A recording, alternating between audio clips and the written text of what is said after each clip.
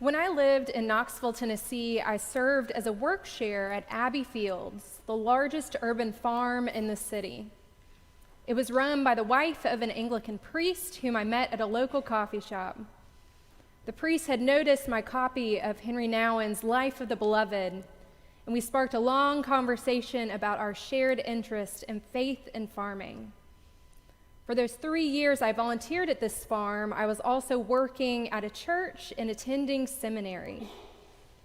Those of you who are working in your gardens now or have spent any time outdoors know allergies, but also know that vegetables, flowers, and trees teach us a lot about ourselves. Working for even 10 minutes, you see the weeds, the root systems, the soil, the worms. You notice the sunlight and the temperature, the interconnected ecosystem around us and including us. We use this imagery to make sense of our lives, or we try to.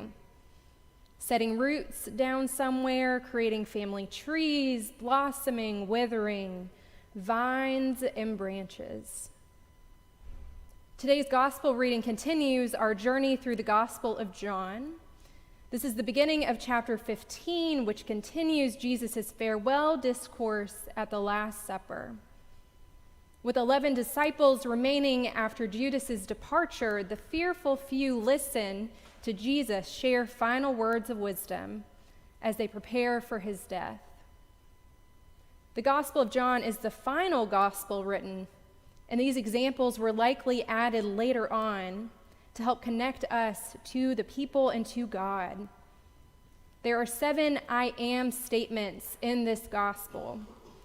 I am the bread of life, the light of the world, the gate for the sheep, the good shepherd, which Charlie preached about last week, the resurrection and the life, the way, the truth, and the life, and lastly, I am the vine.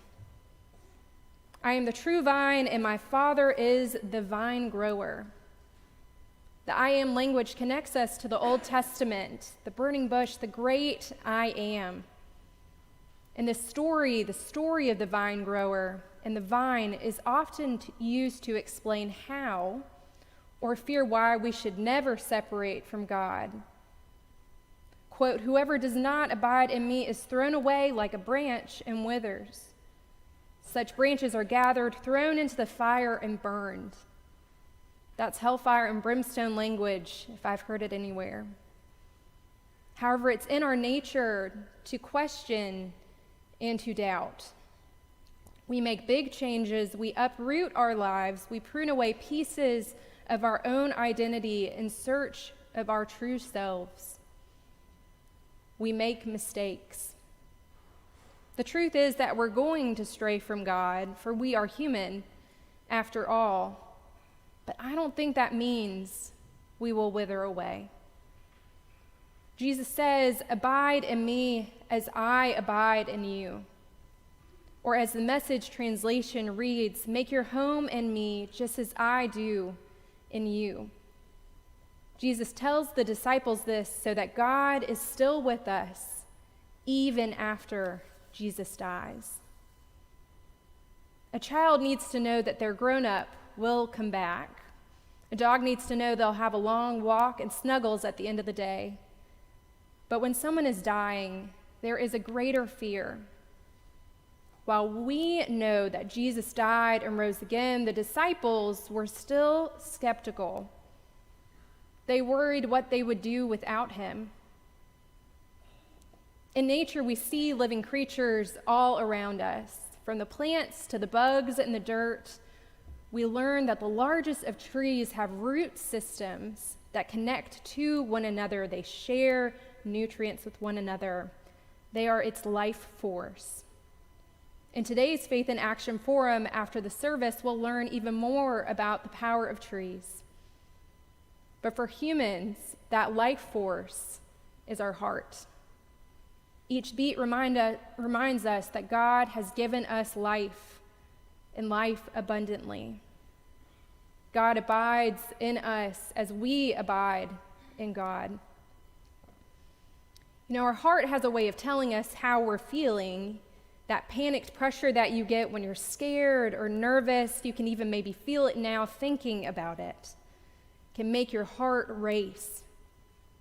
Some of us have things like weighted blankets to try to calm our nervous system. There are things called the 7-second hug, long enough to allow the oxytocin to release and regulate your heart as well. Our Apple Watches tell us when our heart rate is too high, it is constantly detected. It tells us when we have a connection to someone, we feel it in our heart, but we also feel when we have heartbreak. The other day, I was hugging our 3-year-old Annie after she slipped and fell, as toddlers do often. And as I held her, she asked, "Mama, what is that sound?" It took me a while, and I realized she was listening to my heartbeat. I said, "Sweet girl, this is my heart. You have one too. Do you feel it beating?" And in pure toddler form, she responded, "Let me see it." I was like, "Oh, no, sweet girl." We don't see it, but we feel it. And so we sat there connected as mother and daughter. But the connection between us was human, just as all of us. God abides in us as we abide in God. For 9 years, my mother-in-law suffered from early onset dementia. It is a cruel disease. It is unrelenting, and it is tragic. And in September of 2022, my husband Marcus and his siblings traveled down to Newport News multiple times to their childhood home. They were helping care for their mother in their final days. And on the night of my birthday, Marcus drove to Newport News one last time as his mother breathed her last breath and as her heart beat for one last time on this earth. It was a bittersweet moment of ending a long, long goodbye. But that same morning, my mother-in-law died. Marcus drove back to Richmond for our second child's first ultrasound. In pregnancy at 8 or 9 weeks, it's typical for an initial ultrasound to check for the heart rate, to check for that heartbeat. And as we heard that heartbeat for the first time, tears ran down my face. It's already a nerve-wracking experience, but one that became very poetic. As one heart beat a last time earthside, another heartbeat was heard for the first time. 2 hearts from the same vine beat briefly at the same time in this world. And as the Easter season has taught us, even when a heart stops earthside, it doesn't really wither away. Worship invites us to intentionally remember and be present in God, even in distraction, separation, or loneliness. I didn't grow up crossing myself in worship as a Presbyterian, but I've grown very accustomed to it in the Episcopal Church. So now when I cross myself, I wait one extra moment right at my chest, and I feel my breath, and I hear my heart beat. God abides in us as we abide in God. Jesus says, "I am the vine, and we are the branches." As we pay attention to our own heartbeats, we remember that God abides in us, and we abide in God, now and forevermore. Amen.